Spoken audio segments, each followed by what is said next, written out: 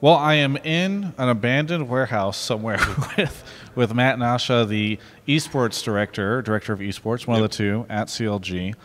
Matt, thank you so much for sitting down with me. Thanks, Travis. Appreciate it. I think this is our first interview. I think it is. Okay, well, here we go. Nice. Hopefully it's a good one. No, let's talk a little bit. So CLG has had some changes on the player front and the roster front. Talk to Tony a little bit as well. I'm very curious what your perspective is on kind of how this offseason went, because not only did you have roster changes, Tony re-signed, and you guys kind of had to look at what life was going to be like on the other side of this. So maybe you can take me through the offseason. Yeah, definitely. So this actually started before the offseason, so we kind of planned and prepared a lot leading into what we label as the offseason. We spent a lot of time thinking about the roster, what it currently looks like. Spent a lot of time looking at what players potentially could go to free agency, and really planned around what we could do with our roster and what we want it to look like going to 2018. Obviously, with franchising comes higher expectations, and because of that, really put a lot of emphasis and time into this so that we can come out swinging strong here in 2018. Yeah. And so what was kind of the process or the pathway? Was it, because obviously you re-signed Tony. Was it like, okay, we have to re-sign him so that we can get his advice on the roster? I mean, what's sort of the order of operations on all this stuff? Yeah, so re-signing Tony was first priority, because Tony obviously helps us in understanding the players from the game perspective, and getting his advice and buy-in obviously is of high value to us. And so being able to collaborate with Tony, bring him in on these closed doors conversations as to what we'd like to do with the roster was the highest priority at that time. And so once we did that, it really made the transition of how do we prepare going to 2018, who do we want, and what our top priorities are. So one of the things that I heard a lot during the off season, because I did several interviews following all that stuff, was just how hectic and insane it was, right? Yes. Like stuff going back and forth. My understanding that a lot of the players now have representation, which might have complicated things. So from your perspective, what was it like as a smoke machine goes off in the distance somewhere, going through the whole off-season process? Yeah. Hectic is a good way to put it. This off-season was really challenging for multiple reasons. We were waiting on Riot for a lot of information, and so it kind of prevented us from being able to act, and there was deadlines and times in which we could talk to players. So that was probably one of the more challenging things. And then once that opportunity hit and we knew we could start talking to players, things moved very quickly. And I was up, my family and wife were not very pleased, but I was pretty much on phone calls with players and other owners for probably about 3 or 4 days straight.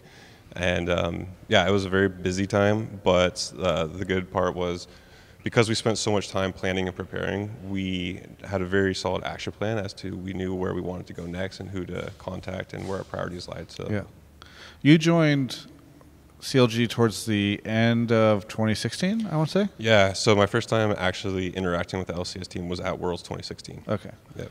And then you came through 2017, now preparing for 2018. What has this whole process been like for you? Because I'm sure, talking to you a little bit over a year since you joined, everything is very different for you and sort of your take on the team and how to run all this stuff, kind of just curious about all that. Yeah, so 2017 was an opportunity for me to kind of see a full season in League and what that looks like, and both the challenges that it presents as well as where we can make improvements as we continue to develop and grow. And so as such, and getting more embedded with the players around LCS and understanding our current roster as well as the other players, it was very valuable to understand where we can make improvements and things that would be really helpful for us going into the future. Yeah. And speaking of 2017, one of the major things that happened was the Madison Square Garden event, the deal with CLG. The deal. Yes. Sure, a huge moment for the company. Yep. And kind of what was your take on that whole situation, and how have things gone since then? Yeah, so the MSG acquisition is really great because it allows me to actually do a lot of things that I've been asking to do. Yeah. That includes acquiring certain players and as well as developing the infrastructure internally, so that way it can be what it is that I've envisioned, as well as upper management as well, that we've kind of collaborated on. And so with that comes a lot of opportunity for us, and it's very exciting. Obviously, there are some things that the community has a lot of questions about that I'm aware of. Yeah. And but I'm really optimistic about where we're going in 2018. Yeah, I mean, raising the community questions. At one point in time, I think it was maybe a month or so ago, I saw a thread on the CLG subreddit that basically said, "Why do we have a director of esports if we're just going to keep dropping all of our esports?"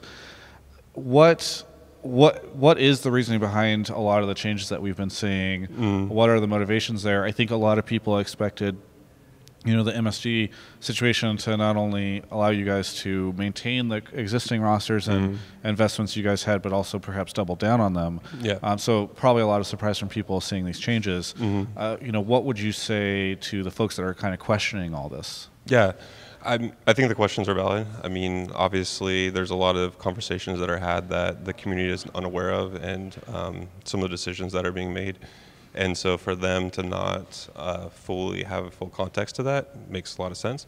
I would say that they continue to trust CLG, and now with MSG and the partnership and understanding where we're evaluating teams and how we're going to support teams moving forward. Every time we enter a new title, we want to make sure that we do it to our fullest. And so that was a large portion of evaluation as we were looking at different titles that we currently have and where we want to go. Yeah. And so I'm very excited about where we're going in 2018. Pretty shortly, I think the fans and community will be really excited about some of the upcoming announcements and what we plan on doing as we look to expand and support other teams. Cool. Yeah, the only other concern that I've seen or question I think a lot of people are talking about is that it does seem as though some of the figures that we've seen associated with CLG historically are no longer associated with the team or the organization. And so for the people that are kind of concerned to see a lot of familiar faces or feel as though there's a lot of people swapping in and out of the organization, what would you say for the people that are concerned about that? Yeah. So everybody's situation was different as to why they either stayed or left. Some it was personal. Some, there's just a lot of different reasons. I would say that to the community, the great exciting part about the transition is that we're hiring very, very competent people into some of these new positions, and we're kind of restructuring some of the organization. And as such, the community and the fan of CLG will see a lot of changes in a positive way and things that they're going to benefit from. And understandably, this is a transition for us too. So as the fans and community are going through it, we are as well. And I can say confidently that in 2018, it's going to be like a really exciting time. Yeah. Because, like I've stated earlier, we actually get to do the things that we've been talking about for so long. Yeah. Any updates that you can share on the CLG facilities? I think Maliksi, before he left, made a statement about how there should be a new CLG office or facility or something on the west side of LA. Yeah, so one of the first things that I kind of brought up, actually I brought this up in my interview when I was taking this position, was about the balance between work life and players just having like personal lives, which oftentimes is a struggle in esports to make sure that players are not being burned out. And so one of the things that I was pushing for, and I know George wanted, and now with MSG, everybody is on board. And so not to say that I was the one that that led this. I came on and it was my idea. No. Yeah. But point being, though, is that this has been something that we've been talking about for some time now. And so, again, this is one of those really exciting things that we can do now with MSG, is that we can get into a facility. So we're in the process of finalizing the way that it's going to be laid out, the construction, all that good stuff. And so we should be moving there as soon as we possibly can once everything is done. And the players will have a really awesome experience. We really want to make it more professional, take esports to another level, which is something that I've been trying to do in this role, and to give to our players to make sure that they have the best support going forward. And so, again, the acquisition provides a lot of resources. So what MSG is able to do with like the Knicks and Rangers, we can do very similarly. So it's really exciting. Very cool. Sounds like an exciting time for CLG. Is there anything that you would say to any of the CLG fans out there, maybe on the league side or even broader, as 2018 gets going? Yeah, I just want to say thanks everybody for the support. The criticism, the feedback, everything is always appreciated. It keeps us accountable. But just ask that you guys really trust the process and what MSG and CLG are looking to do going forward. And there should be some exciting updates coming up in the near future. Very good. Thank you so much for the interview. And for everyone else, you can check out the rest of my coverage of all things esports right here on my YouTube channel. Hey everyone. everyone, I am updating my support page. I appreciate all the support that I've been given so far, but I'm coming up with some options that don't include necessarily spending money, because a lot of people have been asking for that. So you can go check out all that new stuff over at travisgafford.com/support.